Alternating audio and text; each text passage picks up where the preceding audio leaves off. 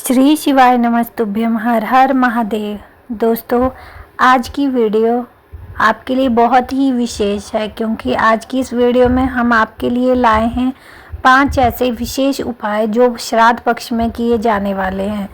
श्राद्ध पक्ष में अगर हम इन 5 विशेष उपायों को करेंगे तो आपके घर में लक्ष्मी प्राप्ति और गृह क्लेश भी खत्म होगा। इसलिए सभी महिलाएं इस वीडियो को ध्यान से सुने और अपनी मनोकामना को पूर्ण करने के लिए इन उपायों को अवश्य कीजिए। इनमें से एक उपाय है 7 बेलपत्र को कच्चे सूत में बांधने का उपाय, जिससे आपके घर में लक्ष्मी हमेशा बरकरार रहेगी और कभी भी गृह क्लेश नहीं होगा। हमारे परम पूज्य पंडित प्रदीप मिश्रा जी अपने मुख से आपको इन उपायों के बारे में बताएंगे।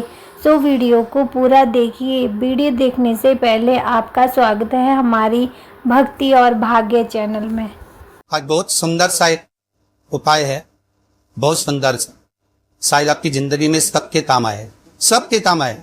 श्राद्ध पक्ष की दूज, चतुर्थी, अष्टमी, दशमी, एकादशी, प्रदोष, शिवरात्रि, ये श्राद्ध पक्ष की वो तिथियां हैं जिन तिथियों पर जिसको प्रैक्टिकल करना है वो यहां से जाकर भी कर सकता है, कहीं पर भी कर सकता, करना जरूर। कहीं श्योर बना महाराज झूठ तो नहीं बोल रहा, इसमें प्रैक्टिकल करते रहना।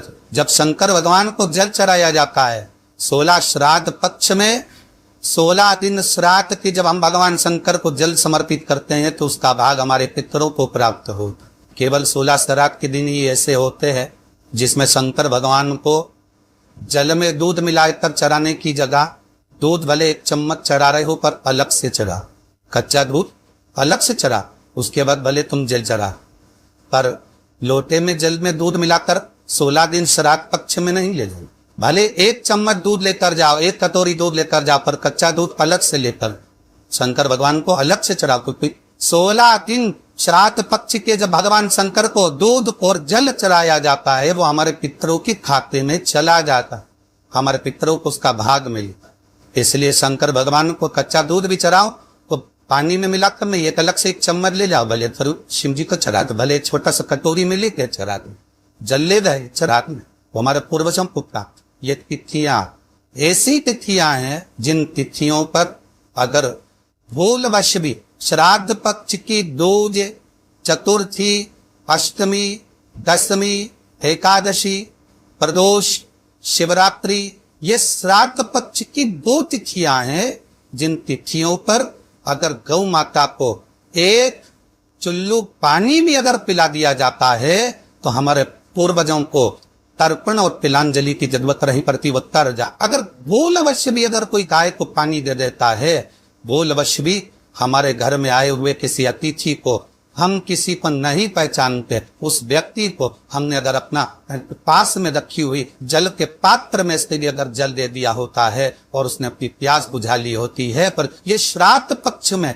इसका फल 1000 लाख गुना होगा। जिस बालक बालिका का जॉब नहीं लग रहा हो, सर्विस में नहीं लग रही हो, नौकरी नहीं लग रही हो, जगह पहले करते थे जॉब अब छूट रही, 2 साल हो गए, 3 साल हो गए, सर्विस में ही लग रही हो, बहुत प्रयास कर लिया हो, बहुत प्रयास, तो महाराज ताली तिल्ली को पीस कर उसको जल के पात्र में डालकर अपने घर के मटका परिंदा पितरों का जो स्थान होता है, जलाशय होता है, उसके पास में एक पात्र में रख दीजिए कि बेलपत्री या बट का पेड़ या पीपल का पेड़ इस वृक्ष के नीचे 1 रात्रि तक रखे रहने के बाद में दूसरे दिन अपनी कामना कर जिनका जॉब नहीं लग रहा, सर्विस नहीं लग रही, नौकरी नहीं लग रही या कहीं उलझने उत्पन्न हो रही है, उस व्यक्ति को हाथ में ले जाकर उस पात्र का जल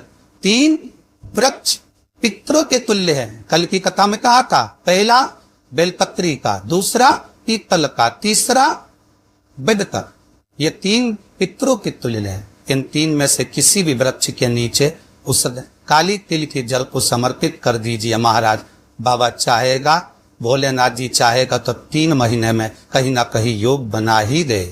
बाबा पर विश्वास रख। श्राद्ध पक्ष में महाराज पीपल के पेड़ के नीचे मात्र काली तिल्ली का पानी ही डाल देने से पितृदोष का निवारण हो जाता है। किसी लड़के की लड़की की विवाह शादी नहीं हो रहा हो, मंगल विवाह नहीं हो रहा हो, पानी के लोटे में थोड़ा सा काला तिल डालकर श्राद्ध पक्ष में पीपल के पेड़ के नीचे चढ़वा दीजिए। महाराज, पितरों की शांति होती है, घर में मंगल कार्य होता है, मंगल कार्य हो जाता, पितृदोष का निवारण होता है। बहुत रोग हृदया, ऐसा लग रहा है कि बहुत बड़ी बीमारी शरीर में आ गई है, वो मिट नहीं रही, बीमारी बहुत बड़ी है, नहीं जा रही। सरसों का फूल भगवान शंकर को चढ़ाना प्रारंभ कर। सरसों तो आप अपने घर के अंदर भी बो सकते हो, उसमें पीला फूल ही जाता है। शिव जी को चढ़ाना चालू कर तो बीमारी समाप्त होना कर।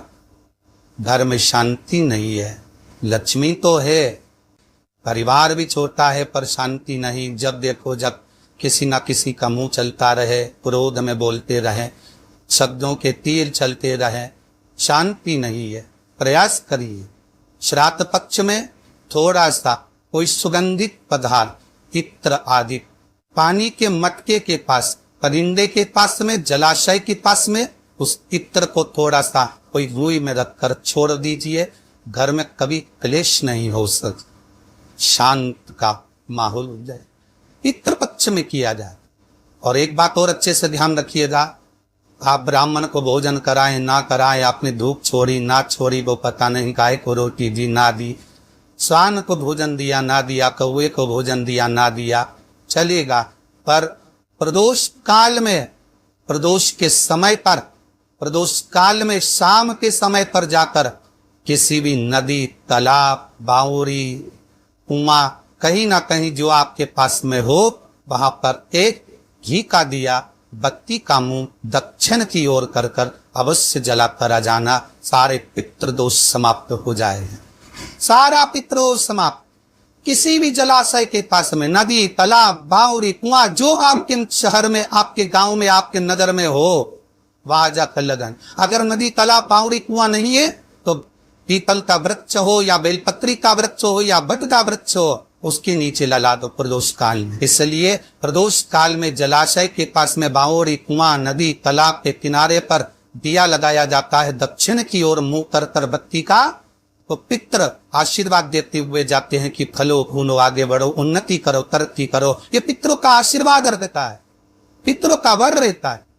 जिसके घर में क्लेश होता हो, अशांति रहती हो, क्लेश रहता हो, या छोटी छोटी बात पर विवाद चालू हो जाता, या पति पत्नी में, परिवार में, सास बहू आदि का में कहीं ना कहीं कुछ अगर विवाद रहता हो, तो शास्त्र कहता है ऐसा बेलपत्री की डंडी रखिए ना। बहुत ध्यान दीजिएगा, हमारा श्राद्ध पक्ष की कथा चल रही है, ध्यान दीजिएगा। जैसे ये बेलपत्री की जो डंडी होती है, डंडी का जो भाग होता है बेलपत्री की, ऐसा बेलपत्री की 7 भाग लेंगे, मतलब बेलपत्री 7 लेंगे। 7 बेलपत्र लेकर कच्चा जो सूत होता है ना, कच्चा सूत जो जानती पेड़ पौधे में माताएं लपेटती हैं, धागा जो होता है ना सफेद कलर का कच्चा धागा, जो बर में, पीपल में और आंवला आदि में लपेटा जाता है। शंकर भगवान और माता पार्वती का स्मरण करता, नंदी के जो नंदी होता है, नंदी के राइट भाग, नंदी का एक पांव ऊंचा होता है, आपने देखा होगा आगे का पांव ऊंचा होता है, बैठते समय नंदी का एक पांव ऊंचा, एक पांव नीचे क्यों रहता है? तो नंदी का जहां पांव ऊंचा है उस ऊंचे पांव के पास में बैठना है। कच्चे सूत पर उस बेलपत्री के जो 7 गुच्छ है, 7 जो बेलपत्री के भाग है, 7 बेलपत्री हैं, उसको अपना नाम गोत्र स्मरण कर कर उस कच्चे सूत को लपेटना है। लाल कलर का चंदन उस बेलपत्री के पत्ते में जो अग्र भाग होता है, सबसे आगे का भाग, 7 में लाल चंदन लगाना है। महाराज उस चंदन को लगाकर प्रदोष काल में शंकर भगवान को समर्पित अगर करते हैं तो जिस घर का गोत्र बोला है उस घर में कभी क्लेश नहीं हो सकता, उस शांति का अनुभव। एक धागा होता है पक्का धागा, एक धागा होता है कच्चा धागा। बहुत ध्यान दीजिएगा, हमारा पक्के धागे से नहीं लपेटना सके।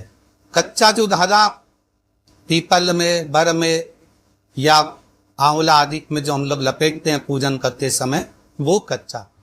और एक बात और आपको कहना है, ध्यान दीजिएगा, अगर मान लो किसी पति पत्नी का तलाक तक की नौबत हो गई और तलाक नहीं कराना है, आपस में वापिस प्रेम बढ़ जाए, छोरी वापिस घर में रहे, बेटा उसको रखे, बहू रहे, आपस में प्रेम बढ़े, वो भले मायके चली गई हो, वो भले लड़का छोड़कर चले गया हो, अकेली रह रही हो, चाहती है कि मैं पति के साथ रहना है, तलाक नहीं होना चाहिए, हम दोनों में प्रेम रहे, वो संभाले मेरे को भी और मैं भी आदर करूं, वो भी आदर करें।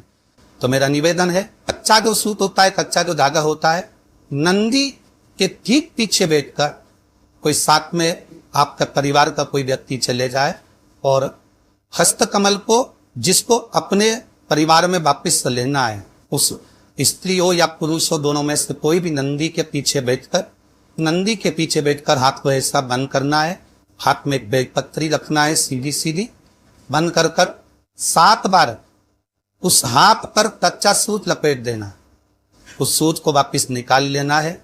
बेलपत्री के साथ में वो बेलपत्री को तो अपने पास में रखना। सबसे पहले माता पार्वती का जो हस्तकमल ऐसा होता है शिव मंदिर में, उस हस्तकमल में वो सूत जो आपके हाथ से निकला है उसमें डाल देना है, माँ जगत जननी से प्रार्थना कर कर, और जो बेलपत्री आपने संबंध को जोड़ने के लिए अपने हाथ में ली है, वो शंकर भगवान के कटी भाग में, फिर निवेदन करूंगा, कटी भाग को समझ लीजिए, ये शिवलिंग रखा है, जहां पर शंकर भगवान का शिवलिंग, माता पार्वती जी के हस्त कमल पर जो शिवलिंग रखा है, ये भाग कटी भाग कहलाता। इस जगह पर जहां शंकर और पार्वती का मिलन हुआ है, उस जगह पर उस बेलपत्री को रख देना। महाराज ज्यादा से ज्यादा 3-4 महीने लगते हैं, दोनों में वापिस प्रेम बढ़ जाता है, दोनों एक हो जाए। तलाक तक बात चल भी रही हो तो तलाक समाप्त हो जाए। सही जितने भी विश्व का भाई बहन बड़े घावों से जिगली ज्यादा आप लोग व्हाट्सएप पे इसको भेज सकते हैं, लिंक शेयर कर सकते हैं, लिंक शेयर करें और इस कथा को, कथा का लाभ अपने जीवन में उतारिएगा, अपने जीवन को धन्य बनाइएगा। अपने